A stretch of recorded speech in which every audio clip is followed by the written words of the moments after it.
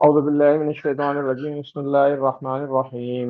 يا أيها الذين آمنوا اجتنبوا كثيرا من الظن إن بعض الظن إثم ولا تجسسوا ولا يغتب بعضكم بعضا أيحب أحدكم أن يأكل لحم أخيه ميتا فكرهتموه واتقوا الله إن الله تواب رحيم. يا أيها الناس إنا خلقناكم من ذكر وأنثى وجعلناكم شعوبا وقبائل لتعارفوا إن أكرمكم عند الله أتقاكم إن الله خبير عليم. قالت الأعراب آمنا قل لم تؤمنوا ولكن قولوا أسلمنا ولما يدخل الإنسان في قلوبكم وإن تطيعوا الله ورسوله لا يلدكم من أعمالكم شيئا إن الله غفور رحيم. إنما المؤمنون الذين آمنوا بالله ورسوله ثم لم يرتابوا وجاهدوا بأموالهم وأنفسهم في سبيل الله أولئك هم الصادقون.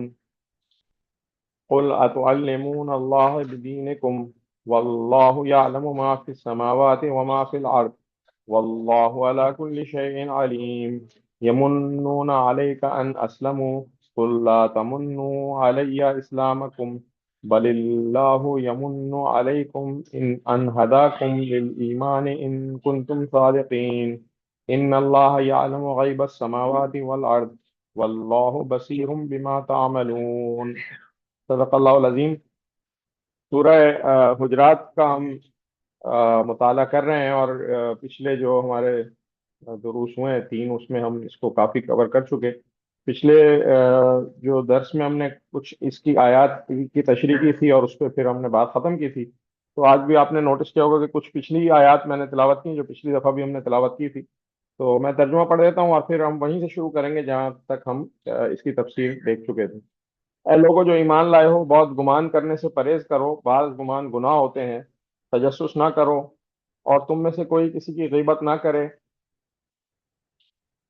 کیا تمہارے اندر کوئی ایسا ہے جو اپنے مرے ہوئے بھائی کا گوشت کھانا پسند کرے گا؟ تم خود اس سے گھن کھاتے ہو.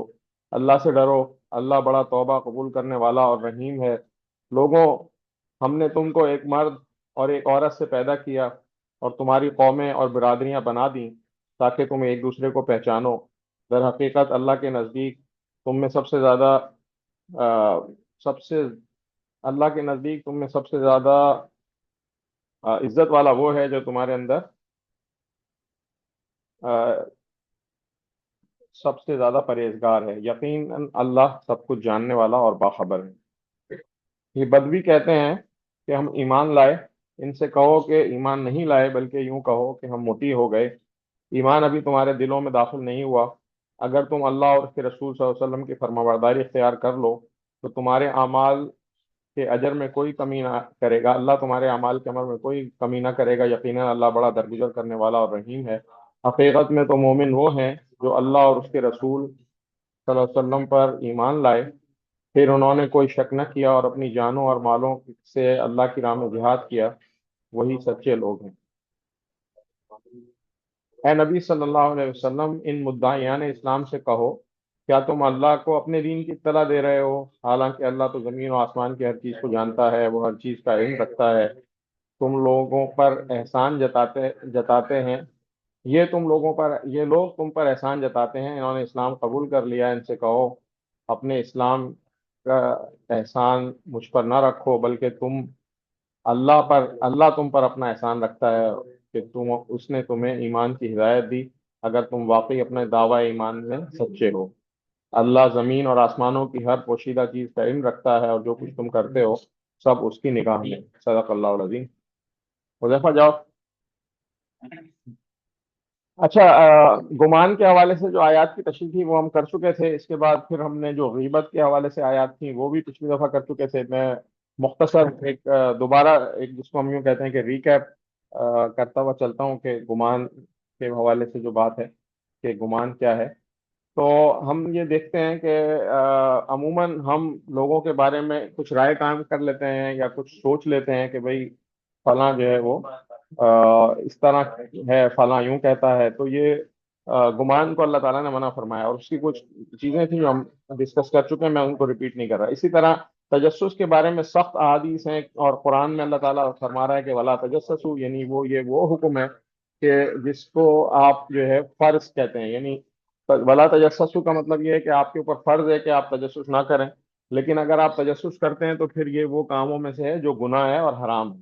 تو پھر اس کے حوالے سے ہم احادیث پڑھ چکے ہیں. ایک مختصر بات یہ ہے کہ دوسروں کے خطوط پڑھنا، ان کے میسیجز پڑھنا، ان کی باتیں چھپ کر سننا، ان کے گھروں میں جھانکنا، ان کے بارے میں ایسی ٹو لگانا کہ جس سے آپ کا کوئی لینا دینا نہ ہو، کہ یار فلاں کا کیا بزنس چل رہا ہے، وہ فلاں کی شادی کا کیا ہوا، فلاں کا رشتے کا کیا ہوا، یہ کیا کرتا تھا، یہ وہاں پہ کیا کرنے گیا تھا، یہ فلاں ان سے ملنے آیا تھا. اس طرح کی چیزیں کہ جس سے آپ کا کوئی لینا دینا نہ ہو، ان میں آپ نہ پڑھیں. اسی طرح احادیث بھی ہم پچھلی دفعہ پڑھ چکے ہیں کہ مسلمانوں کے پوشیدہ حالات نہ ڈھونڈو، اللہ کے نبی صلی اللہ علیہ وسلم نے فرمایا. اسی طرح ایک حدیث ہے کہ جو لوگوں کے عیوب ڈھونڈے گا، اللہ اس کے عیوب جو ہے وہ لوگوں پر ظاہر کر دے گا. اور کچھ اور اس طرح کی احادیث اور چیزیں ملتی ہیں. پھر ہم نے تجسس کے بعد جو ہے وہ اسلامی حکومت کے حوالے سے پڑھ لیا کہ وہ کیا کر سکتی ہے، اور حکومت کس حد تک تجسس میں اور چیزوں میں کر سکتی ہے. لوگوں کے پرسنل معاملات میں وہ بھی نہیں گھس سکتی. حضرت عمر کا واقعہ ہم نے پچھلی دفعہ پڑھا تھا کہ حضرت عمر جو ہے وہ ایک گھر پہ داخل ہوئے، اور وہاں انہوں نے سنا کہ آواز آ رہی ہے کچھ گانے بجانے کی. آپ دیوار پہ چڑھ گئے اور اندر داخل ہوئے، اور پھر جب کہنے لگے کہ اے دشمن اسلام، کیا تو سمجھ رہا ہے کہ بچ جائے گا یہ سب کچھ کر کے؟ تو انہوں نے کہا کہ عمر ٹھہریے، جلد بازی نہ کیجیے. میں نے ایک غلطی کی، آپ نے کئی ایک غلط کی. اللہ تعالیٰ نے حکم دیا کہ لوگوں کو تجسس نہ کرو، آپ نے تجسس کیا. اللہ تعالیٰ نے حکم دیا کہ دروازوں سے آؤ، آپ دیوار کود کے آئے، اور اس طرح سے آپ کئی گناہوں کے مرتکب ہوئے. پھر حضرت عمر نے اس پہ اپنی یعنی یہ بات مانی، اور پھر آپ نے واپس ہوئے اور بس اس سے وعدہ یہ لیا کہ آئندہ یہ کام نہیں کرے گا، اور اس پہ حد نافذ نہیں کی، حالانکہ امیر المومنین تھے. یعنی تو اسلامی حکومت کو بھی یہ جائز نہیں ہے کہ وہ لوگوں کی انٹرنل چیزوں میں گھسے. استثنا کن چیزوں میں ہے؟ کوئی شادی بیاہ کا موقع ہو، کوئی کاروبار بزنس کا معاملہ ہو، کوئی ایسا آپ سے سوال کرنے آئے کہ جس میں کوئی کسی کا انٹرسٹ، کوئی نقصان ہو سکتا ہو، وہاں آپ لوگوں کا تجسس بھی کر سکتے ہیں اور جواب بھی دے سکتے ہیں. غیبت کے حوالے سے ہم بات کر چکے ہیں طویل. میں پوری ریپیٹ نہیں کرتا، مختصر یہ کہ کسی کے بارے میں ایسی بات کرنا کہ جو اس کو بری لگے، چاہے وہ بات اس میں ہو بھی، یہ غیبت میں کاؤنٹ ہوتی ہے. تو اللہ کے نبی صلی اللہ علیہ وسلم نے غیبت کی سخت ممانعت فرمائی. اور پھر یہ حدیث بھی ہم نے پچھلی دفعہ پڑھی تھی کہ ایک صحابی جو کہ مطلب ایک صاحب تھے جو اس دور میں ایک اچھے مسلمان تھے، لیکن ان سے زنا کی غلطی ہوئی. انہوں نے آپ صلی اللہ علیہ وسلم کے آگے آ کے قبول کیا، انہوں نے منع، مطلب یوں سمجھ لیں مختصر یہ کہ انہیں سنسار کر دیا گیا. اور پھر جب سنسار کر کے واپس آ رہے تھے تو کچھ صحابہ نے آپس میں باتیں کی کہ کیسا نعوذ باللہ فرق تھا کہ خود ہی آ کے جو ہے وہ کتے کی موت، مطلب اس طرح کے کچھ الفاظ تھے. تو آپ صلی اللہ علیہ وسلم نے جو ہے نا وہ ان کی بات سنی، خاموش رہے، آگے بڑھے. تو ایک جانور مردہ تھا، تو اس جانور کے اندر سے پسند آ رہی ہے، مفہوم اس کا ہے کہ وہ بکری کا بچہ تھا شاید. تو آپ صلی اللہ علیہ وسلم نے فرمایا کہ یہ کھاؤ. تو انہوں نے کہا کہ یا رسول اللہ، یہ کیسے کھا سکتے ہیں، یہ تو مرا ہوا ہے اور ایسا گوشت ہے کہ جو سڑا ہوا بھی ہے. تو آپ نے کہا ابھی آپ اپنے بھائی کے بارے میں کیا کر رہے تھے، یہ اس سے زیادہ مکروہ کام ہے. تو یہ بھی ہم پچھلی دفعہ کور کر چکے ہیں. اب ہم جو ہے وہ قرآن کی آیت پہ آگے بڑھتے ہیں کہ جو پھر غیبت کی کچھ استثناء تھے، یعنی کون کون سی چیزیں ہیں کہ جہاں پر غیبت کی جا سکتی ہے. یعنی غیبت کیا ہے کہ کسی سے شکایت کرنے کو پہنچے اور وہ اس کو پتا ہو کہ جی یہ اس ظالم کے خلاف میں یہاں شکایت کروں گا تو حل ہوگی، تو وہاں اس کی بات بیان کر سکتی ہے. اصلاح معاشرہ کے لیے کسی برائی کا بتانا کہ جی لوگ یہ کام کرتے ہیں تاکہ ان لوگوں کو وہ ہو. تیسری یہ شرعی لین دین کا معاملہ ہو. پھر کسی سے شر سے بچنے کے لیے مجھے پتا چلے کہ فلاں صاحب جو ہے وہ نقصان پہنچاتے ہیں لوگوں کو، تو میں ان سے کسی کو متنبہ کروں کہ اس سے ڈیلنگ کرتے میں ذرا محتاط رہنا، بھائی میرے ساتھ ہو چکا ہے، میں نہیں چاہتا کہ آپ کا بھی نقصان ہو. اس طرح کے معاملات میں جائز ہے. اچھا پھر حدیث بھی تھی مختلف، جیسے ابو سفیان کی جو اہلیاں تھیں انہوں نے آگے کہا کہ شوہر جو ہے وہ میری کنجوس ہیں، تو آپ نے اس کی جائز رکھی. اس طرح اور بھی کچھ چیزیں. تو ہم اب جو ہے وہ غیبت سے ہم آگے بڑھتے ہیں، اور یہ ہم پورا کور کر چکے ہیں پچھلے. آج جو ہم تشریح کر رہے ہیں وہ یہ ہے کہ تمہارے اندر کوئی ایسا ہے جو اپنے مرے ہوئے بھائی کا گوشت کھانا پسند کرے. اب دیکھیں یہ بظاہر خود آپ یہ دیکھیں کہ گوشت مطلب انسان کا گوشت کھانا، کون کون سوچ سکتا ہے کہ انسان کا گوشت ہے؟ پھر انسان ہی نہیں، مرا ہوا، اور مرا ہوا بھی آپ کا سگا بھائی. تو یہ نا اللہ تعالیٰ آپ کو اتنی زیادہ کراہیت اور اتنی زیادہ گھناؤنا اس کو بتا رہا ہے کہ یہ اتنا ناپسندیدہ کام ہے کہ کوئی بھی انسان اس طرح کا نہیں کام کر سکتا. تو پھر تشبیہ کس سے جا رہی ہے کہ تم غیبت کرتے ہو. تو غیبت اس سے بھی برا فعل ہے کہ آپ اپنے مرے ہوئے بھائی کا گوشت کھاؤ. اچھا، یہاں پر ایک بات یہ بھی ذہن میں رہے کہ یہاں پر معاملہ یہ نہیں ہے کہ اس کو کوئی تکلیف پہنچے گی. مرے ہوئے کو کیا تکلیف پہنچنی ہے؟ اگر آپ اس کی لاش بقیے بھی ادھاڑیں تو اس کو تو نہیں کچھ ہونا ہے. اصل کرائیت انسان کو دلائی جا رہی ہے کہ جی آپ یہ کام کریں گے تو کتنا زیادہ ناپسندیدہ کام ہے اور اس سے آپ کو گھن آنی چاہیے. تو غیبت میں یہ جو بات کی جا رہی ہے کہ اس کی حرمت اس وجہ سے نہیں کہ اس کی کوئی دل آزاری ہو جائے گی، بلکہ یہ کہ یہ خود حرام ہے. اور غیبت کرنے سے جو شخص اس کو خبر پہنچے یا نہ پہنچے، اسے اذیت ہو یا نہ ہو، لیکن آپ کو یہ کام نہیں کرنا. ٹھیک ہے. اسی طرح جو میں نے بات کر دی کہ مردے کو تو اس بات کا احساس بھی نہیں ہے، وہ بے خبر بھی رہتا ہے، لیکن آپ خود بظاہر سوچیں کہ آپ کیا کام کر رہے ہیں. تو ہمیں اللہ تعالیٰ غیبت سے پناہ میں رکھے. اور اب غیبت جو ہے وہ اس کا نقصان کیا ہوتا ہے؟ غیبت جو ہے وہ اخلاق اور ایمان کی خلاف ورزی ہے. یعنی اگر آپ ایمان رکھتے ہیں، آپ اخلاق آپ کے اچھے ہیں، تو آپ کبھی بھی غیبت نہیں اختیار کریں گے، کیونکہ قرآن میں اللہ تعالیٰ نے حکم دے دیا. اسی طرح اس میں انسانی حرمت یا انسان کی جو ہے وہ تذلیل کا پہلو آتا ہے. تو اب آپ یہ بات ذہن میں رکھیں کہ اللہ تعالیٰ نے ایک انسان کی ایک کوئی بھی فرد ہے، ہیومن بینگ، اس کی عزت کو ایک بہت اہمیت دی ہے. ایسا نہیں ہے کہ کوئی کسی کی عزت مجروح کرتا پھرے. ہم پچھلی جو درس ہے اس میں یہ ڈسکشن کر چکے ہیں کہ اللہ کے رسول نے فرمایا کہ اگر کسی مومن کی عزت جو ہے وہ مجروح کی جا رہی ہے اور وہاں پر آپ اس کے حق میں نہ آئے، تو یہ ایک بہت بری چیز ہے. اس کی پوری تفصیل پچھلی اس کی حدیث میں ہم کر چکے ہیں.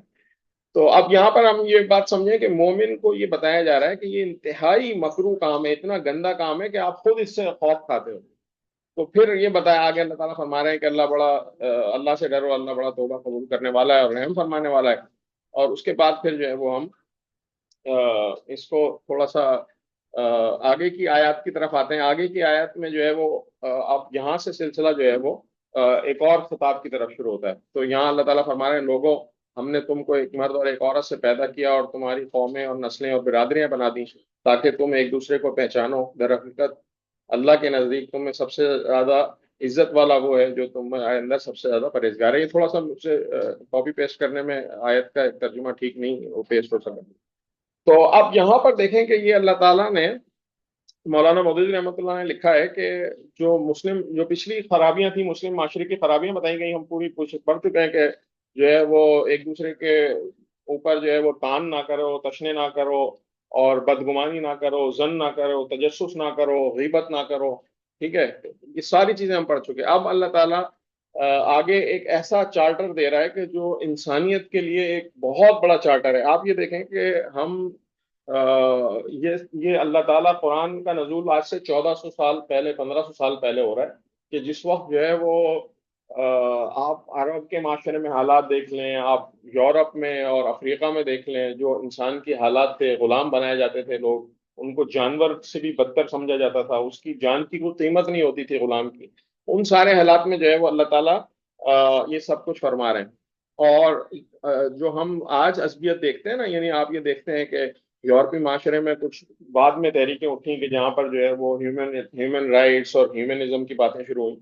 تو اللہ تعالیٰ نے یہ ساری تفریق جو ہے نا وہ ایک بہت مطلب اللہ کے نبی سے یہ کام کروایا اور آپ صلی اللہ علیہ وسلم نے یہ کر کے دکھایا کہ قرآن نے نسل، رنگ، زبان، وطنیت، قومیت، اس کی بنیاد پہ کوئی برتری نہیں کسی کو دی.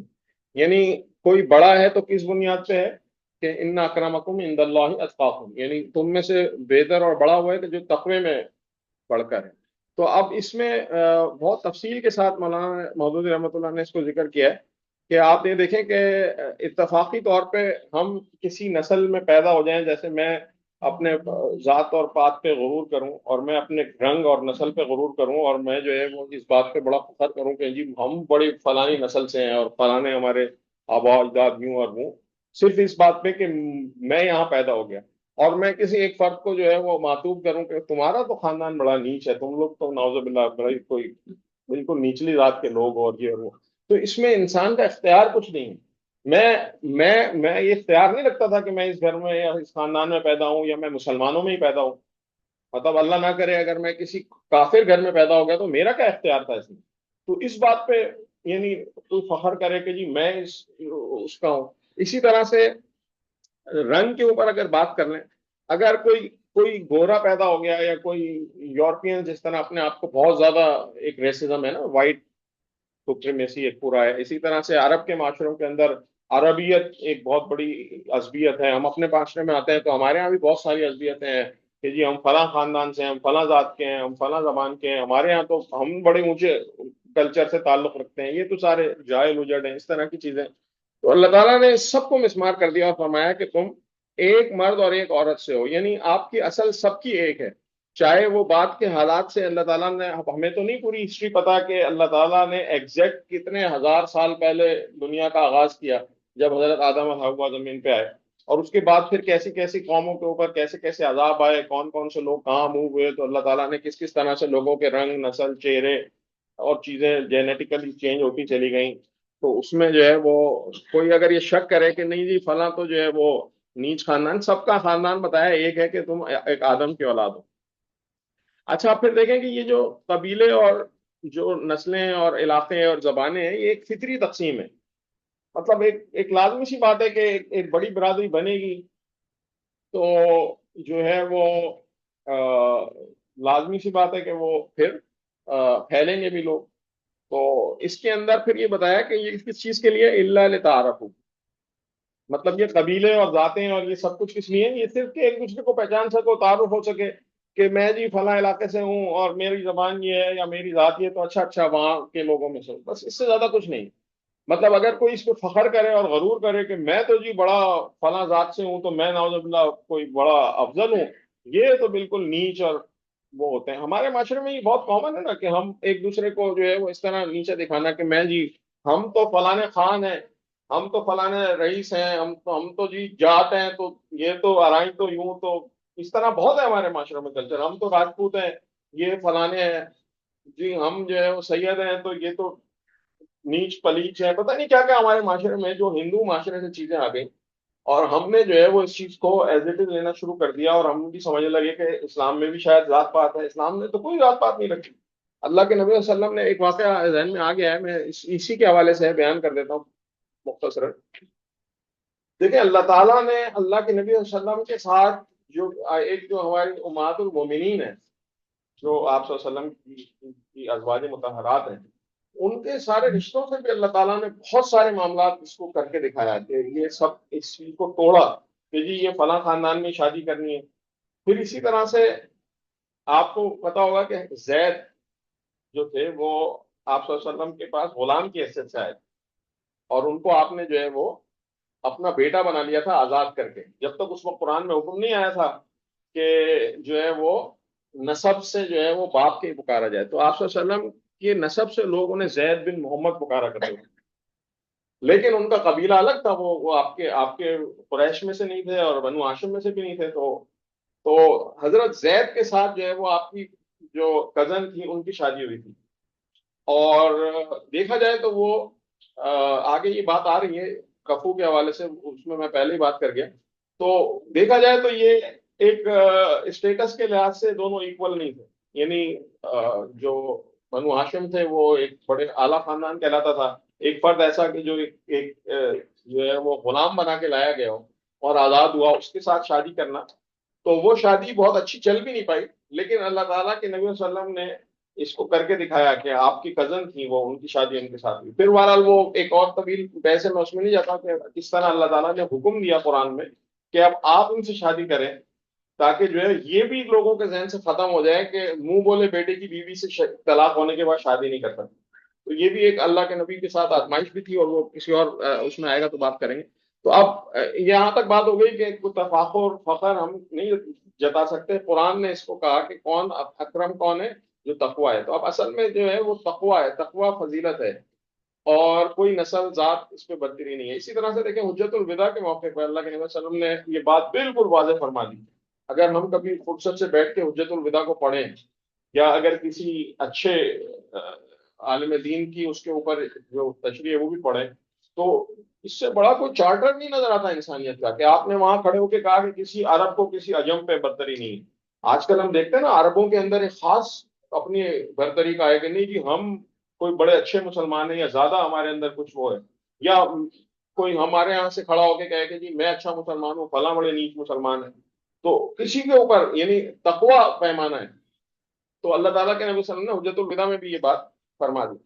اسی طرح سے جو ہے وہ ایک عالمگیریت کا پورا اسلام کے اندر جو کلچر ہے وہ کسی زمان میں نہیں ہے۔ آپ لوگوں نے ایک بہت بڑے امریکہ کے یوں کہہ لیں کہ جو بلیک موومنٹ تھی اس کے ایک لیڈر تھے مائیکل ایکس، اگر نام سنا ہو تو میلکم ایکس جو ہیں ان کے بارے میں تھا کہ وہ کہتے ہیں کہ میں نے پہلے تو وہ ایک ایسی موومنٹ تھی جو کہ صحیح اسلام نہیں تھا اس کی طرف آئے، بعد میں وہ صحیح مسلمان ہو گئے۔ وہ حج پہ آئے تو انہوں نے کہا کہ یہ صحیح انسانیت ہے، یعنی میں نے بھی وہی احرام باندھا ہوا ہے، میں کالا ہوں اور یہ گورے نے بھی وہی بتایا جو عرب ہیں یا کوئی اور چمڑی والے ہیں اور میرے ساتھ کندھے سے کندھا ملا کے کھڑے۔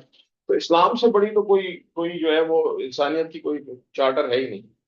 اچھا پھر یہاں پر معاملہ یہ ہے کہ کچھ جگہوں پہ یہ دیکھا جاتا ہے کہ لوگ ایک ایک چیز نکال لاتے ہیں کہ جس میں ایک بات ہے کفو، وہ اس میں ذکر ہے، مولانا نے اس کو تفسیر میں لکھا ہے۔ تو اسلام نے کفو کا جو کانسیپٹ دیا ہے وہ یہ ہے کہ ایک فطری سی بات ہے کہ اگر خاندانوں میں بہت بڑا معاشرتی ڈفرینس ہو، مثال کے طور پہ ایک کوئی خاتون ہے جو کہ ایک فرینچ فیملی میں پلی بڑھی اور وہ مسلمان ہے، فرانس میں پلی بڑھی ہے، اس کا کلچر زبان بالکل ڈفرینٹ ہے، اور اس کی شادی ہم لا کے کسی پاکستان میں پنجاب میں گاؤں میں پلنے والے سے کریں، تو ایک بہت بڑا کلچرل ڈفرینس ہے۔ اس میں کہیں مسئلہ اسلام کا نہیں بلکہ ایک خاص معاشرتی اس کا رہن سہن ڈفرینٹ، اس کا رہن سہن ڈفرینٹ، اس کا کھانا پینا ڈفرینٹ، اس کی زبان۔ تو یہاں پر اسلام جو کفو کا ایک وہ آتا ہے کہ مطلب بعض اوقات جو ہے وہ آپ یہ شادی بیاہ کے موقع پہ دیکھ لیں کہ یہ چل سکے گی یا نہیں چل سکے گی، شادی یہ نپ سکے گی یا نہیں۔ تو جیسا کہ آپ صلی اللہ علیہ وسلم کی جو میں نے آپ سے مثال دی کہ آپ کی جو ہے وہ کزن تھی اور وہ شادی نہیں چل سکی، حضرت زید سے آپ نے شادی کی تھی ان کی۔ تو یہ ساری باتیں، لیکن اس کو کوئی یہ بنائے کہ جی ہم تو سید ہیں ہماری شادی نہیں ہوتی بھائی سیدوں سے باہر، ہم تو راجپوتوں میں دیں گے اپنی بیٹی، یہ نہیں ہو سکتا، یا ہم تو جی فلانے راجے ہیں جی، یا ہم تو جو ہے وہ کشمیر کے فلاں ذات سے ہماری شادیاں باہر نہیں ہوتی، یا کوئی بھی ایکس وائی زیڈ قریشی ہے جو بھی ہے۔ میں کسی ایک ذات کو ٹارگیٹ نہیں کر رہا ہوں، میں یہ سمجھانا چاہ رہا ہوں کہ یہ اسلام میں ایسا کچھ نہیں ہے۔ اسلام صرف یہ کہتا ہے کہ آپ یہ دیکھ لو کہ بھئی یہ سیٹ چل سکیں گے چیزیں یا نہیں، تو پھر اس کو بھی ذہن میں رکھا جائے۔ یہاں پر بھی معاملہ یہ نہیں کہ کوئی ایک ذات برتر ہے یا دوسری ذات نیچے ہے اور وہ آپس میں جو ہے وہ ان کا تعلق نہیں بن سکتا۔ اچھا اس کے بعد پھر آخری بات بس میں اس میں تھوڑی سی اور ایڈ کر دوں جو مولانا نے لکھی ہے کہ یہاں پر اگر کوئی اپنے امتیازات کے ساتھ اسلام میں آئے، یعنی کہے کہ جی جو جو مطلب یوں کہہ لیں کہ جاہلیت کی چیزوں کو، اور وہ پھر لا کر یہاں پر وہ کرے کہ جی مثال کے طور پہ ہم ہندو ہوتے تھے تو جی ہم تو برہمن ہیں، یا ہم جو ہے وہ سکھ تھے تو سکھوں کے فلاں اس سے ہیں، یا ہم جو ہے وہ کرسچینٹی سے آئے تو جی ہم تو پاپ، یا ہم جو ہے تو وہ اس کو لا کے اسلام میں آنے کے بعد بھی یہ چیزیں رہیں تو پھر یہ ان کا اسلام نہیں ہے، یہ ٹھیک نہیں اس نے اسلام کے اوپر وہ کیا۔ تو آپ صلی اللہ علیہ وسلم نے اس ساری عرب کے اندر اس طرح کے سارے فخروں کو مٹایا اور ان کو جو ہے وہ ختم کیا۔ اسی طرح سے آپ نے جو حجۃ الوداع کا میں ذکر کر چکا ہوں کہ اس میں انہوں نے کہا کہ جو یہاں موجود ہیں وہ اور لوگوں تک پہنچا دیں، اور پھر اس کے بعد آیت جو ہے اس کا ترجمہ ہے کہ یقیناً اللہ سب کچھ جاننے والا اور باخبر ہے۔ اور اب یہاں پر آپ یہ دیکھیں کہ یہ ساری باتیں کرنے کے بعد اب انسان کی بلندی اور پستی کا معیار اللہ کا علم، اللہ کے علم میں نہ اس کے بنائے ہوئے معیار، یعنی اللہ تعالیٰ سب کچھ جانتا ہے۔ آپ چاہے اپنے آپ کو کچھ بھی سمجھتے ہو، آپ کسی کے بارے میں کوئی رائے رکھتے ہو، آپ کچھ سوچتے ہو، تو اب یہ اس کے ساتھ یہ جو آیت ہے اور اس میں پھر یہ بتایا جا رہا ہے کہ دنیا کی عزت اور اللہ کا مقام کوئی حیثیت نہیں رکھتے۔ آپ چاہے کتنے بڑے ہو دنیا میں، آپ جو ہے وہ امریکہ کے صدر ہو کے مرے، یا شداد اور جو پچھلے دور کے حکمران گزرے، یہاں آپ کی روح نکلی اور وہاں فرشتے جو ہے وہ حساب کتاب لینے کے لیے تیار کھڑے، اللہ تعالیٰ کے سامنے آپ کی کوئی ذرے کی بھی حیثیت نہیں۔ ایک اسی حوالے سے ایک بات ذہن میں آ گئی، بلکہ شاید اسی میں ذکر ہے کہ اللہ تعالیٰ کے نزدیک جو دنیا کی حیثیت ہے وہ بالکل حقیر بھی نہیں ہے۔ قرآن میں ایک جگہ اللہ تعالیٰ فرماتا ہے اس کا مفہوم یہ ہے کہ اس خطرے سے کہ سارے ہی لوگ ایک اس پہ نہ ہو جاتے یا لوگ بالکل ہی اسلام چھوڑ جاتے، اللہ تعالیٰ ان لوگوں کے گھروں کو سونے چاندی کے، ان کی دیواروں کو، ان کے زینوں کو سونے چاندی سونے کے بنا دیتا ہے۔ یعنی دنیا کی اللہ کے نزدیک اتنی بھی قدر نہیں ہے کہ وہ سارا سونا ان سب کو دے دے کہ جو دین ایمان نہیں لاتے اللہ کے اوپر۔ تو یعنی مفہوم یہ ہے کہ اللہ تعالیٰ کے نزدیک جو ہے وہ اس کی کوئی حیثیت نہیں ہے۔ اسی طرح سے ایک اور حدیث ہے، آپ صلی اللہ علیہ وسلم جو ہے وہ سمندر کے کنارے موجود ہیں، اور تمثیل دینے کے لیے، یعنی صحابہ کو بتانے کے لیے، اس سے مراد یہ نہیں ہے کہ لمیٹڈ یا ان لمیٹڈ ہے، مقصد تھا سمجھانا۔ آپ نے صلی اللہ علیہ وسلم نے انگلی ڈالی سمندر میں اور ایک قطرہ ہے، لوگوں سے پوچھا کہ یہ قطرہ تم دیکھتے ہو اور یہ سمندر دیکھتے ہو؟ اللہ تعالیٰ کے نزدیک یہ قطرہ جو ہے یہ اس دنیا کی زندگی ہے، اور یہ جو سمندر ہے یہ آخرت ہے۔ مطلب سمندر سے بھی بڑا ہے۔ میں ایک مثال دینا، یعنی آپ یہ دیکھیں کہ life there is know death, آخرت میں قیامت آنے کے بعد آپ کا انتقال ہوا تو بس آپ کے پاس جب دوبارہ اٹھائے جائیں گے اس کے بعد کوئی موت نہیں، اور ان لمیٹڈ لائف، اور اس کے لیے میں کوئی ایفرٹ نہ کر رہا ہوں۔ اور یہ دنیا کی زندگی جو ہم نے دیکھا کہ ہم 30 40 سال یوں، 50 سال یوں گزر گئے لائف۔ تو انسان جو ہے وہ اپنی حقیقت ذہن میں رکھے، اور اس کو یہ ذات ذہن میں رہے کہ اللہ تعالیٰ اس میں کیا اوصاف دیکھنا چاہتا ہے، اور اللہ تعالیٰ ہر چیز پر علم رکھتا ہے۔ اچھا، اب یہ کچھ ذکر بدویوں کا اس میں آیا ہے، تو بھی ہم کوئی لے کے چلتے ہیں کہ جو بدوی قبائل تھے۔ اچھا، یہاں لفظ بدوی سے بھی یہ بات ذہن میں رہے کہ مفہوم یہ نہیں ہے کہ اللہ تعالیٰ کے نزدیک کوئی جاہل ہے یا کوئی اجڑ ہے یا گنوار ہے، بلکہ بات یہ ہے کہ وہ کچھ خاص قبائل تھے جو مسلکاً تو انہوں نے اسلام قبول کر لیا تھا، لیکن دل میں ان کے ایمان نہیں تھا، اور وہ حالات دیکھ کے بس بیٹھے تھے کہ جہاں موقع ملے آپ صلی اللہ علیہ وسلم کچھ تھوڑا کمزور پڑے، مسلمان کمزور ہوں، اور ہم جو ہے وہ کفار کے ساتھ حملہ کر کے غالب آ جائیں۔ تو دو طرح کے مقصد ان کے ہوتے تھے، ایک تو یہ کہ مسلمانوں کی طاقت سے محفوظ رہیں، یا پھر یہ کہ ان کے ساتھ مال غنیمت حاصل کریں، پیسہ حاصل کریں۔ اور ایمان ان کی زبان تک تو موجود تھا، دلوں میں نہیں پہنچا تھا، تو اس پہ اللہ تعالیٰ ان کو پکڑ کر رہا ہے۔ اور پھر ہوتا یہ تھا کہ آپ صلی اللہ علیہ وسلم کے پاس آتے تھے تو جتاتے تھے کہ ہم تو اسلام لائے اس دور میں، آپ مطلب یہ کہنے کا مقصد ہوتا ہے کہ نعوذ باللہ آپ پہ بڑا ہم نے احسان کر دیا۔ تو اللہ تعالیٰ ان کو بتا رہا ہے کہ کیا تم اللہ کو اپنا ایمان جتا رہے ہو، اللہ کو بتا رہے ہو کہ تم ایمان لے آئے ہو؟ تو ان کو جو ہے وہ سخت تنبیہ کی جا رہی ہے۔ تو یہ جو آیات ہیں یہ اسی کے حوالے سے ہیں، اور پھر ان کو اللہ تعالیٰ فرما رہا ہے کہ ان سے کہو کہ تم ایمان لے آئے ہو، تو یہ نہیں ہے مطلب کہ جو ہے وہ تم ایمان لے آؤ، بلکہ ان سے کہو کہ ہم متی ہو گئے۔ اچھا، اب یہاں پر کچھ امت میں کچھ گروہوں میں ایک مختلف موضوع شروع ہو گیا، اس کی ہم ڈیٹیل میں نہیں جاتے، لیکن یہاں پہ مولانا مودودی رحمۃ اللہ علیہ نے اس میں لکھا ہے کہ کچھ لوگوں نے جو ہے نا وہ دو اصطلاحات نکالنی، کہ ایک مومن ہے اور ایک مسلم ہے، اور پھر کہا کہ جی مسلم جو ہے وہ یہ ہوتا ہے، مومن یہ ہوتا ہے۔ تو مومن جو ہے وہ سچے دل سے ایمان لایا ہو، اور مسلم وہ ہے کہ جس نے بغیر سوچے ایمان لے آیا ہو۔ تو مولانا نے اس کو پوری ایک ڈیٹیل کے ساتھ یہاں پہ ڈسکس کیا ہے، اور اس کو انہوں نے اس بات کو کہا ہے کہ ایسا بالکل نہیں ہے۔ قرآن میں اسلام لانا یعنی سلامہ کی جو وہ ہے، وہ بہت سی ایسی جگہوں پہ بھی استعمال ہوا ہے جہاں پہ بہت پکے مسلمانوں کے لیے استعمال ہوا ہے۔ تو یہ قرآن کی بنائی ہوئی اصطلاح نہیں ہے کہ کوئی مومن ہوتا ہے کوئی مسلم ہوتا ہے۔ مومن جو ہے وہ کوئی بڑا اچھے اسٹینڈرڈ کا اسلام والا ہے، اور عام عام مسلمان مسلم ہے۔ تو مسلمانوں میں کچھ مومنین کی لفظ استعمال کرنا کہ جی یہ مومنین ہے تو بڑے متقی مومنین ہے، اور عام مسلمان ڈفرینٹ ہے، تو یہ جو ہے وہ اصطلاحات بات کی پیدا کی ہوئی ہیں، تو قرآن کی یہ اصطلاح نہیں ہے۔ اور یہاں پر جو ہے وہ صرف ظاہری اسلام اور قلبی اسلام کا فرق بیان کیا گیا، لیکن عمومی قاعدہ اسلام کا نہیں ہے۔ قرآن میں جو ہے وہ ایک جگہ ہے کہ اسلام و دین حق ہے جو اللہ نے نازل کیا، اس میں ایمان اور اطاعت دونوں شامل ہیں۔ تو مسلم جو ہے وہ سچے دل سے ماننے والا عملاً اطاعت کرے، اور بہت سی آیات ہیں جس میں اسلام اور مسلم کو برابر درجے کے ساتھ اور مومن کو بھی یوز کیا گیا ہے۔ اور پھر اس کی یہ کچھ مثالیں ہیں، میں بس پڑھ دیتا ہوں۔ مطلب مقصود یہ ہے سمجھانا کہ یہاں پر جو کچھ لوگوں نے ایک چیز کریٹ کر لی ہے کہ جی مومنین کچھ الگ ٹرمینالوجی ہے اور مسلم کوئی الگ ٹرمینالوجی ہے۔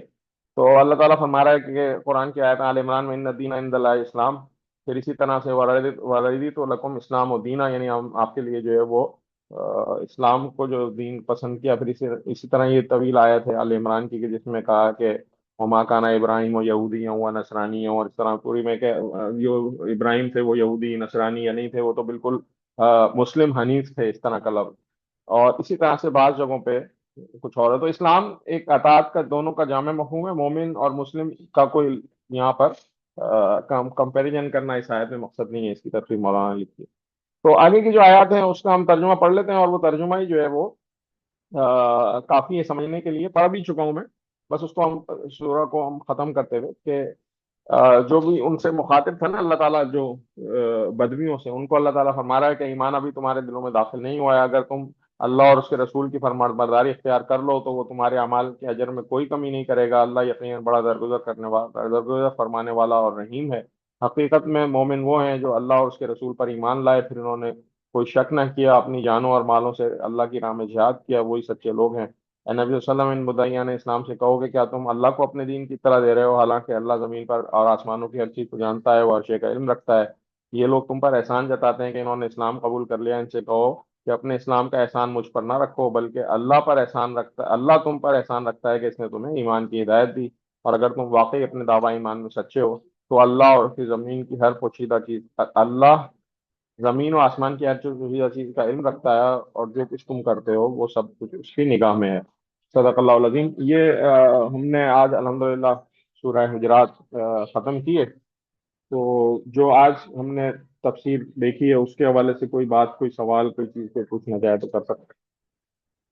آن لائن جو لوگ ہیں ان میں سے بھی کوئی سوال کرنا چاہے تو کر سکتا ہے، یا کوئی خواتین میں سے بھی کوئی اگر سوال کرنا چاہیں تو مائک آن کر کے کر سکتے وہی جو آپ قرآن مجید میں بھی کئی جگہوں پہ یا اور پھر کئی جگہ پہ کتابوں کے فرق بتایا گیا ہے. تو تھوڑا سا یہ تھے کہ مومن جو ہے وہ سب سیٹ ہے مسلمین کا، کہ مسلم تو سارے ہیں، ان میں سے بہت کبھی وہ. ہیں.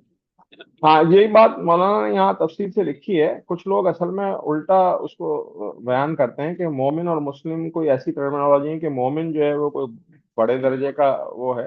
مولانا نے اس کو پورا یہاں لکھا ہے جو آیات ہے. میں اس کی ڈیٹیل میں نہیں گیا، لیکن اگر آپ چاہیں تو اس کا حاشیہ نمبر 31 ہے، آپ اس کو خود دیکھ لیں. تو اس میں بہت ڈیٹیل میں نہیں، میں نے پڑھا کہ یہ دو متقابل نہیں ہے، یعنی ان کا آپس میں کوئی کنٹراڈکشن نہیں ہے دونوں اصطلاحات کا. اللہ تعالیٰ نے ان کو مختلف جگہوں پہ تقریباً ایک ہی معنوں میں بھی استعمال کیا. تو مزید آپ جو بات کر رہے ہیں اس کی تشریح اگر آپ کے ذہن میں مکمل ہے تو آپ رکھ دیں، ورنہ پھر کسی اور وقت. میں نے خود بھی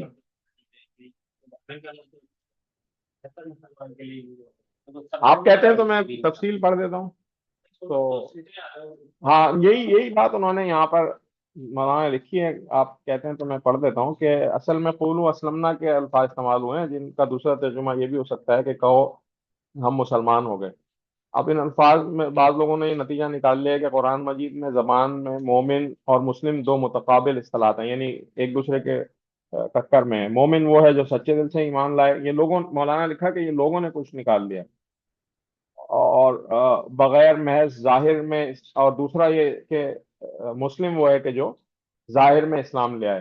لیکن در حقیقت یہ خیال بالکل غلط ہے. اس میں شک نہیں ہے کہ اس جگہ ایمان کا لفظ قلبی تصدیق کے لیے یہاں پر اسی لیے یوز ہوا ہے، اور اسلام کے لفظی معنی ظاہر کرنے کے لیے استعمال ہوا ہے. مگر یہ سمجھ لینا صحیح نہیں ہے کہ یہ قرآن مجید کی دو مستقل اور باہم متقابل اصطلاحات ہیں، یعنی دونوں ایک دوسرے سے مختلف ہیں. قرآن کی جن آیات میں اسلام اور مسلم کے الفاظ استعمال ہوئے ہیں، ان کی تطبیق کرنے سے یہ بات واضح ہو جاتی ہے کہ قرآن کی اصطلاح میں اسلام اس دین حق کا نام ہے جو اللہ نے نوع انسانی کے لیے نازل کیا.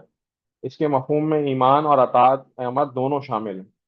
اور مسلم وہ ہے جو سچے دل سے عملاً اطاعت کرے. مثال کے طور پر اب وہ پھر ساری آیات ہیں جو میں نے آپ کے سامنے پڑھی ہیں، ان دین عند اللہ اسلام، اور یہ ساری آیات کے بعد مولانا نے لکھا ہے کہ اللہ جس کو چاہتا ہے ہدایت دیتا ہے، اور جس سے چاہتا ہے اس کا سینہ اسلام کے لیے کھول دیتا ہے.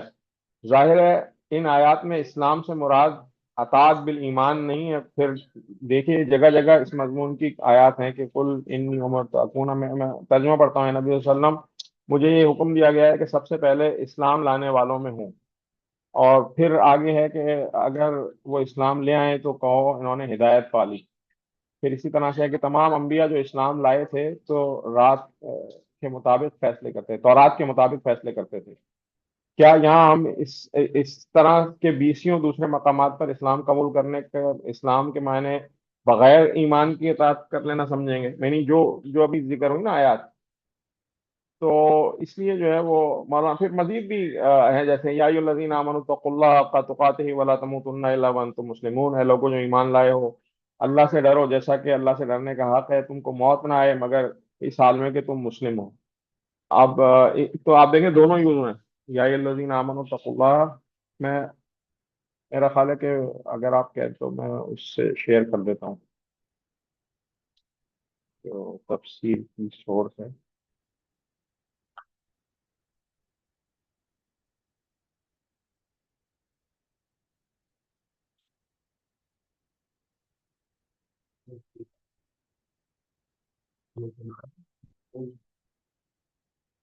میں نے اسٹاپ کیا زوم پہ شیئر کر رہا ہوں. میں ابھی وہ آیت دیکھ رہا ہوں کہ کہاں ہے، میں شیئر کر دیتا ہوں. یہ 31 ہے نا، آشیا 31 ہے.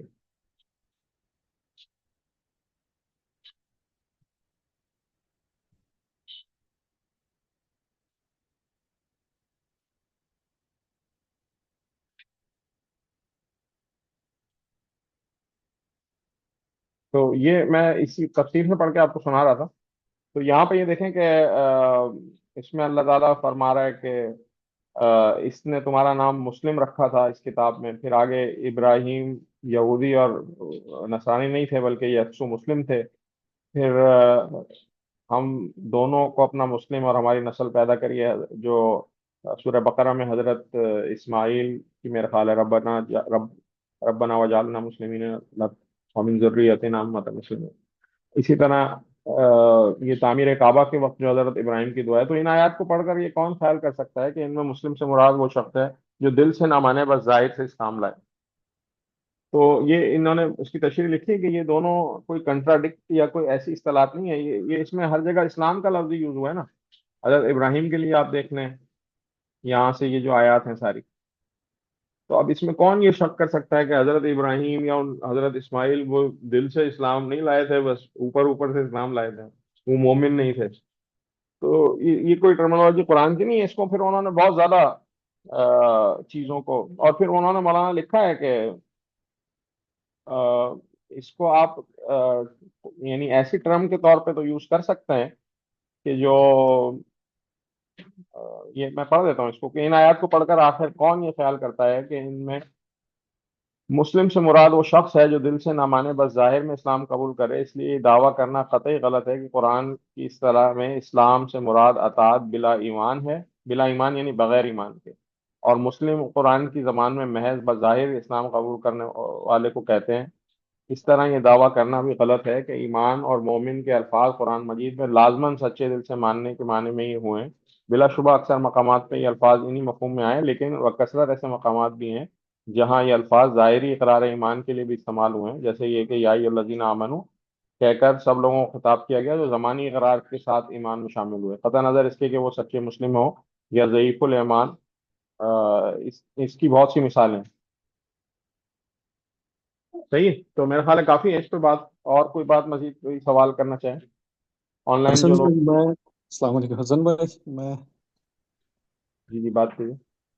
اچھا حسن بھائی جو پہلے جو ہماری پہلی آیت کی جو پہلا جہاں سے ٹاپک شروع ہوا تھا زن یعنی گمان جو ہے. ہوں اچھا ویسے جو نارمل زندگی میں ملتے ہیں کسی سے تو ایک ذہن میں ایک بندے کا ایک امپریشن بنتا ہے جی جی جو میں سن رہا روٹین میں ہم کہتے ہیں بھائی کہ first impression is the last impression اس طرح کا. اچھا یہ جو ہوتا ہے یہ امپریشن قائم کرنا کیا یہ بھی زن کے زمرے میں آتا ہے یا نہیں؟ وہ اچھا بھی ہو سکتا ہے وہ برا بھی ہو سکتا ہے مطلب وہ روٹین میں ہم دیکھتے ہیں جو زندگی میں. ہوں. ہاں دیکھیں زن کے حوالے سے جو ہے نا وہ بات ہم نے کر لی ہے ڈیٹیل میں. میں چاہ رہا تھا وہ آیت بھی میرے سامنے آ جائے اور میں آپ کا سوال بھی یہاں دہرا دوں بہرحال ہم بات کر لیتے ہیں. سوال یہ آن لائن میں کوشش کر رہا تھا کہ اسپیکر پہ آ جائے, نہیں آ سکا. سوال ان کا یہ ہے کہ ہم عام معاملات میں ملتے ہیں لوگوں سے, تو جب ہم کسی سے ملتے ہیں تو ایک اس کے بارے میں ایک رائے قائم کر لیتے ہیں جس کو زن کہہ لیں, یعنی جو کہتے ہیں نا فرسٹ امپریشن, اس طرح کا ان کا مفہوم ہے کہ کسی سے ہم ملے تو ایک امپریشن ان کے بارے میں قائم کر لیا, تو کیا یہی بھی زن ہے؟ تو اب ڈیٹیل میں جائے بغیر میں بس یہ بات کر لیتا ہوں کہ زن سے مراد وہ ہے کہ آپ کسی کے بارے میں کچھ برا گمان قائم کر لیں, تو اس کو اسلام جائز قرار نہیں دیتا. اچھے گمان کے لیے کوئی برائی نہیں ہے. اور پھر برا گمان کی اجازت کی بھی بہت ساری ڈیٹیل ہم ڈسکس کر چکے ہیں, اور اس میں یہ ہے کہ بعض اوقات جو ہے وہ آپ کو پتا ہو کہ جی یہ چیز اس سے ثابت ہے ایک فرد سے. مثال کے طور پہ ایک فرد ہے جس کے بارے میں ظاہر سے پتا ہے کہ وہ جو ہے وہ زنا کرتا ہے, جوا کھیلتا ہے, برے کام کرتا ہے. اب آپ یہ اچھا گمان رکھ کے بیٹھے ہو کہ مجھے نقصان نہیں پہنچائے گا, تو یہاں پر جائز ہے. تو اب اس ڈیٹیل میں جائے بغیر کہ بس کون سا جائز نہیں, برا گمان آپ کر سکتے ہیں, لیکن اگر اس سے آپ کوئی ایکشن نہ لے رہے ہیں تو بھی میرا خیال ہے کہ ایک حد تک چل جائے گا. لیکن اسلام کا طریقہ یہ ہے کہ آپ حسن ظن رکھیں, لیکن جہاں پر آپ کے پاس شواہد ہوں, جہاں پر آپ کے پاس کوئی ہسٹری ہو, تو وہاں پر پھر آپ برا گمان بھی کر سکتے ہیں اس کی. میرا خیال ہے کچھ کلیئر ہوا ہے سوال آپ کا, یعنی جی بالکل نہیں. مطلب اس میں میرا یہ تھا کہ یہ جب ہم ملتے ہیں کسی, ایک امپریشن بنتا ہے, اور اس امپریشن میں عموماً ضروری نہیں کہ وہ پازیٹیو ہوتا ہے, کئی موقعوں پہ وہ نیگیٹو بھی بنتا ہے نا. تو اس پوائنٹ آف ویو سے جو اسلام پرسپیکٹو ہم بناتے ہیں. اسلام یہ آپ کو کہتا ہے کہ آپ کوشش یہ کریں کہ آپ بغیر کسی ریزن کے بد زن صحیح. ہوں. حسن زن سے ہی کام لیں, بغیر کسی ریزن کے آپ بدگمانی نہ کریں. صحیح. تو آپ اور کے پاس no. بالکل نہیں, جزاک اللہ خیر, مطلب یہ بالکل کلیئر ہوا. اچھا ایک حسن بھائی, میرا جو ابھی آپ نے بہت ڈیٹیل میں ایمان اور اسلام مطلب یہ دونوں کو کیا, جو میرا جو ویسے ذہن میں کر سکتا ہوں 1 منٹ بات یا؟ جی بات کیجیے. اچھا مطلب جو میری جو اپنی مطلب اس کا تو مجھے پتہ نہیں تھا کہ اس میں لوگ مطلب یہ مختلف انہوں نے وہ کانسیپٹس بنائے ہوئے ہیں. لیکن ایمان کے بارے میں میرے کہ اسلام میں داخل ہونے کے لیے ایمان جو ہے وہ کنجی ہے. لائک جس طرح ہم ایمان مفصل اسلام میں ظاہر ہے آمنت باللہ ہے کہ ہم ایمان آمنت باللہ و ملائکتی و کتبی و رسولی والیوم الاخر القدر خیر و شر من اللہ تعالی والبعث بعد الموت. اچھا اب جو چھٹا کلمہ ہے which is اللهم إني أعوذ بك من أشرك بك وأنا أعلم وأستغفرك لما لم بي تبت عنه وتبرأت من الكفر والشرك والكذب والغيبة والنميمة والفواحش والبهتان والمعصية كلها وأسلمت أقول لا إله إلا الله وأسلمت. صحیح ہے, آپ مطلب بات تو پوری کیجیے. صحیح, مطلب میرا یہ کانسیپٹ تو آپ کے خیال میں یہ صحیح ہے کیا؟ دیکھیں مولانا مودودی نے جو بات کی ہے نا اس کو آپ خود بھی پڑھ لیں. میں اچھا بات کھل کے کرتا ہوں. دیکھیں کسی میں بات اتنی ڈیٹیل میں جانا نہیں چاہ رہا تھا, لیکن دیکھیں بات کسی مسلک یا فرقے کے خلاف میں نہیں کر رہا. لیکن آپ نے اچھا دیکھا ہوگا کہ اہل تشیع حضرات جو ہیں وہ خاص طور پہ کہتے ہیں کہ جی ہم مومنین ہیں, اور وہ اپنے اچھا آپ کو ڈفرینشیٹ کرتے ہیں. اگر آپ کے علم میں نہیں ہے تو ہو سکتا ہے آپ کے لیے نیا ہو, لیکن جو لوگ جانتے ہیں ان کو یہ بات کھل کے پتا ہے کہ اہل تشیع جو کے لیے مومن کا لفظ یوز کرتے ہیں, اور وہ پھر اس سے گردانتے ہیں کہ جی ہم کچھ سپیریئر قسم کے کچھ ڈفرینٹ ہے.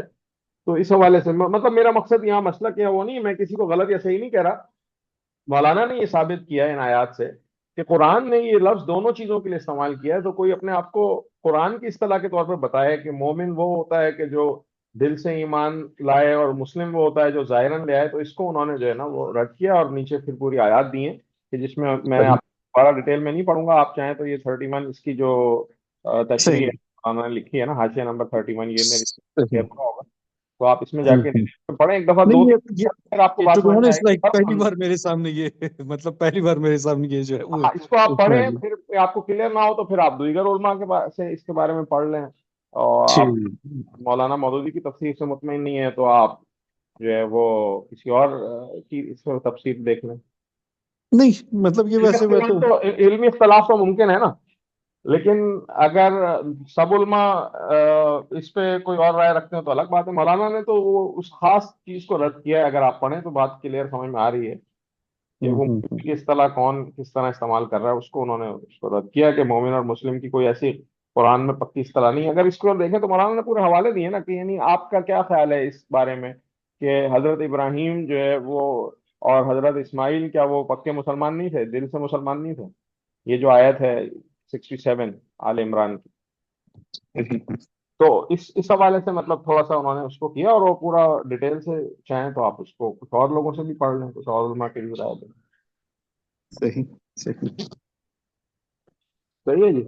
اور جی ایک بالکل بس صحیح. آخری بات میں یہ کر دوں, جو آپ نے بات کی نا کلموں کی, تو اب دیکھیں یہ جو کلمے ہیں نا ہمارے یہاں 6 بر صغیر میں, یہ بھی علماء نے اس چیز کے لیے یہ کلمے کیے کہ لوگوں میں ایمان ٹھیک آ جائے اور لوگ اس کو سمجھ لیں, کیونکہ ہم عرب تو نہیں ہیں, ہم وہاں پیدا بھی نہیں ہوئے. لیکن اگر آپ یہی کلمے لے کے کسی عرب کے پاس جائیں تو وہ کہے گا یار یہ کہاں سے لے آؤ تم, کیونکہ یہ اچھا. جو کلمے ہیں اس کی ہسٹری پڑھیں. دیکھیں جیسے مثال کے طور پر پہلا کلمہ ہم کہتے ہیں جی پہلا کلمہ طیب, رٹاتے ہیں بچے کو طیب پاک لا الہ الا اللہ محمد رسول اللہ. اب آپ مجھے بتا دیں کہ کسی ایک حدیث میں یہ پورا کلمہ ملتا ہو. آپ صلی اللہ علیہ وسلم تو کلم تشہد پڑھاتے تھے نا, یعنی شہادت پڑھاتے تھے اشہد ان لا الہ الا اللہ و اشہد ان محمد رسول اللہ. تو لوگ تو یہ پڑھتے تھے, تو پھر اسی طرح سے اب اس کلمے کی ہسٹری کیا ہے. صحیح. تو اس طرح سے دیکھیے تاکہ جو ہے وہ لوگ جن کا طویل بہت ڈیٹیل علم نہیں ہے. میری آواز ٹھیک آ رہی ہے؟ بالکل ابھی آ رہی ہے, بیچ میں کٹ گئی تھی. علماء نے اس پہ چیزیں بنا دی تاکہ جو عام آدمی ہے وہ اس کو پڑھ لیں اور اس کے ساتھ کنیکٹ ہو جائیں, اس کی ایمانیات بھی ٹھیک ہو جائیں. صحیح ہے. صحیح. تو اگر بالکل مزید اس پہ آپ چاہیں تو خود مطالعہ کر لیجئے پھر ڈیٹیل میں. صحیح. صحیح. میرا خیال ہے کافی ہو گئی اس موضوع پہ بات. کوئی اور موضوع ہے تو بات کر لیں, آپ کچھ بات کر رہے تھے. جسوس کی بات ہے, یہ تحقیق کے معنی میں بھی آتی ہے, خاص طور پہ سوشل میڈیا پہ آج کل جو چیزیں ابھی کچھ آتے پہلے یہ ایک حدیث کے حساب سے ایک چیز آئی تھی, وائف کو مجھے بتائی کہ جی یہ ٹھیک ہے لیکن ہم نے کبھی نہیں سنی. تو پھر ہم لوگوں نے جا کے مطلب ساری بات ہے جیمنوئی وغیرہ پہ یا ڈالی کے یا اس کی پتہ چلے کہ کیا ہے, تو وہ فیک نکلی. اس کو وہ تو دیکھیں, وہ تو قرآن کی جو ہم نے کے بارے میں بھی تو بات آتی ہے, یہ تو ہم نے پہلے رکوع میں پڑھی تھی نا. آپ کو یاد ہوگا کہ جب ہم نے پڑھا کہ اے لوگوں جو ایمان لائے ہو, جب کوئی منافق تمہارے پاس کوئی خبر لائے تو اس کی تحقیق کر لیا تھا. تو یہ تو قرآن کا حکم ہے, اس پہ ہم بہت ڈیٹیل بالکل شروع کے درس جو آپ کو یاد ہو, جب یہ کوئی فاسق تمہارے پاس کوئی خبر لائے تو اس کی تحقیق کر لے کر اس کی جا کے آپ ڈیٹیل پڑھیں, تو اس میں بہت ڈیٹیل میں وہاں لکھا ہے کہ یہ آگے فارورڈ کرنا آپ اس کی ذمہ دار ہیں. ہم لوگ نہیں دیکھتے نا, ہم تو بہتر یہ ہے کہ آپ کے پاس اتھینٹک سورس ہو تو آپ فارورڈ کریں, ورنہ نہ فارورڈ کریں. وہ آپ ذمہ دار ہوں گے اس کی کسی خبر کو آپ نے, کیونکہ بہت بڑا نقصان اس سے ہو سکتا. تو یہ تو خیر بہت بڑا سوشل میڈیا کا فتنہ ہے کہ لوگ بغیر دیکھے جو ہے وہ چیزیں فارورڈ کرتے ہیں. تو کوئی اور بات کرنا چاہیں کوئی صاحب؟ اصل میں سوال وہ کاسٹ سسٹم کی جو بات ہوئی تھی حوالے سے بھی ایک چیز میں نے کفو کا لفظ یوز کیا جو اس طرح ہے, میری کاسٹ بہتر ہے دوسرے کی بری, یہ اوبیسلی سمجھ آ رہی ہے بات. لیکن میری کاسٹ ایکس وائی زیڈ کوئی بھی ہے, سندھی ہوں, پنجابی, چودھری ہوں, وی پریفر بھائی ہماری شادی چودھری میں ہی ہو. کیا ریلیجیسلی طور پہ بھی اس پہ کوئی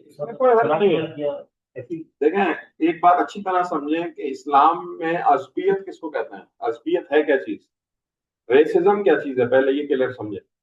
ریسزم یہ ہے کہ میں جو ہے وہ آپ کے ساتھ ڈسکریمنیشن اس بات پہ کروں کہ آپ فلاں ذات کے ہیں یا فلاں زبان کے ہیں, میں فلاں کا ہوں. لیکن اسلام نے اس کو تھوڑی منع کیا ہے کہ میں اپنے عزیزوں کو یا اپنے رشتے داروں کے ساتھ کوئی اچھے تعلق رکھوں یا ان میں جڑوں یا ان میں وہ ہوں, اس پہ تھوڑی منع کیا. معاملہ یہ ہے کہ آپ کے پاس رشتہ آیا کسی کا سید کا, اور آپ نے کہا نہیں ہم تو قریشیوں میں کرتے ہیں, تو اب آپ اس کو صرف اس بنیاد پہ رد کر رہے ہیں کہ جی یہ سید ہیں تو رد کر رہے ہیں تو غلط ہے. اس لیے تو نہیں کریں کہ سید ہم اس کو برا سمجھتے ہیں, ہم اس لیے کر رہے ہیں کہ ہم قریشیوں میں کرنا چاہتے ہیں. وجہ کیا ہے, ریزن کیا ہے, اس پہ بات ہوگی. اگر تو آپ ان کو کچھ غلط سمجھتے ہیں یا نیچ سمجھ رہے ہیں یا ان کی وہ کر کے نہیں کر رہے, تب تو وہ غلط ہے. لیکن اگر آپ یہ سمجھ رہے ہیں کہ یار ہمارے جیسے کلچر کی, ہمارے جیسے مزاج کی نہیں ہے اور ہمارے جیسا اسٹیٹس, یہ مشکل ہوگا, ہمارے گھر کی خاتون ان کے یہاں سے ایڈجسٹ نہیں ہو پائے گی, یہ ہے ریلیجیس بلیف تو بہت ویلڈ ریزن ہے نا, مطلب کوئی آپ کسی کے عقائد غلط ہیں اور آپ سمجھتے ہیں کہ نہیں ان لوگوں میں شادی میں کروں گا تو مسئلہ ہے ہمارے, تو وہ تو ایک الگ موضوع ہے. دیکھیں کاسٹ سسٹم میں کلچرل ڈفرینس تو میں نے کہا نا خود ہی کہ اگر آپ سمجھتے ہیں کہ بہت بڑا ڈفرینس ہے جس کی وجہ سے کوئی چیزیں اوپر نیچے ہو سکتی ہیں تو وہاں پہ اسلام اجازت دیتا ہے اس کو. لیکن اپنے آپ کو بڑا سمجھنا اور اپنی ذات کو بڑا سمجھنا اور کہنا نہیں ہماری تو بات شادی نہیں ہو سکتی, مار دیں گے مر جائیں گے, وہ اس کو اسلام آرام قرار دیتا ہے اور اس کو رد بھی کیا اور اس کو ختم بھی کر کے دکھایا.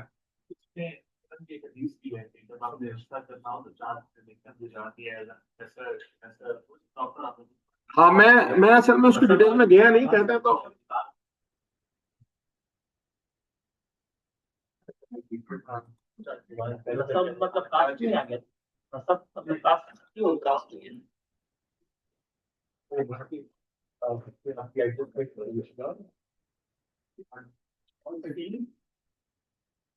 ہاں ہاں بات کریں. میں چاہ رہا تھا کہ وہ دکھا دوں, میں نے اس کی ڈیٹیل میں خود نہیں گیا خود کے حوالے سے.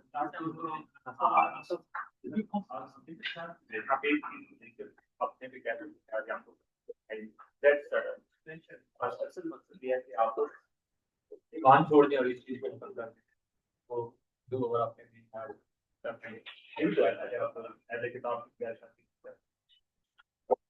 تو آپ وہاں سے آپ چلیں تو آپ یہ چھوڑ دیں کہ ہمارے سسٹم میں یہ ہوتا ہے کہ یار کچھ بھی نہیں دیتا ہمارے خاندان کرتے ہی نہیں چاہتے. یہ چیزیں جس میں آپ کو ایک پتا بتا کے رکھتے ہیں. ہاں آپ یہ دیکھیں کہ یار یہ نسل ہے یہ شادی تو آپ کا دیکھیں میں یہ پڑھ دیتا ہوں, وہاں نے بہت اچھا لکھا ہے, اس کو آپ بھی دیکھ لیں, اسکرین پہ نظر آ رہا ہوگا کہ اس سلسلے میں غلط فہمی کو رفع کر دینا ضروری ہے کہ شادی بیاہ کے معاملے میں اسلامی قانون کفو کو جو اہمیت دیتا ہے اس کو بعض لوگ اس معنی میں لیتے ہیں کہ کچھ برادریاں شریف ہیں اور کچھ کمین ہیں, یعنی ہم بڑے عزت والے ہیں سید ہیں تو یہ تو فلانے ہیں تو بڑے نیچ لوگ ہیں, تو یہ اس کی اجازت نہیں ہے اور ان کے درمیان شادی نہیں ہو سکتی, قابل اعتراض ہے. لیکن یہ دراصل ایک غلط خیال ہے. اسلامی قانون کی روح سے ہر مسلمان مرد عورت کا نکاح ہو سکتا ہے, مگر ازدواجی زندگی کی کامیابی کا انحصار اس پر ہے کہ زوجین کے یعنی میاں بیوی کے درمیان عادت, مسائل, طرز زندگی, خاندانی روایات, معاشی اور معاشرتی حالات میں زیادہ سے زیادہ مطابقت ہو, یعنی انڈرسٹینڈنگ اچھی ہو سکے اور وہ ایک دوسرے کے ساتھ نباہ کر سکیں.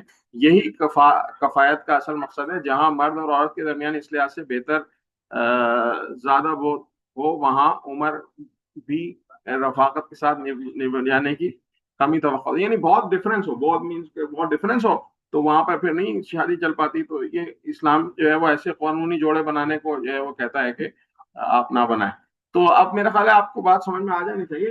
اگر آپ اس بنیاد پہ نہیں کر رہے تو پھر ٹھیک ہے, لیکن اگر آپ صرف یہ کہہ رہے کہ ہم برادری میں ہی کرتے ہیں باہر نہیں کرتے تو پھر وہ تو گڑبڑی ہے نا, کوئی آپ اپنے آپ کو سپیریئر سمجھ رہے ہیں شاید.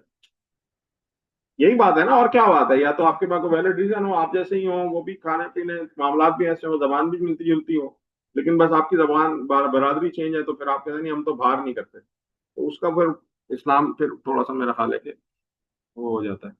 ٹھیک ہے, میرا خیال ہے اس کو ہم کنکلوڈ کرتے ہیں, دعا کر لیتے ہیں. بسم اللہ الرحمن الرحیم, الحمد للہ رب العالمین والعاقبۃ للمتقین والصلاۃ والسلام علی سید الانبیاء والمرسلین.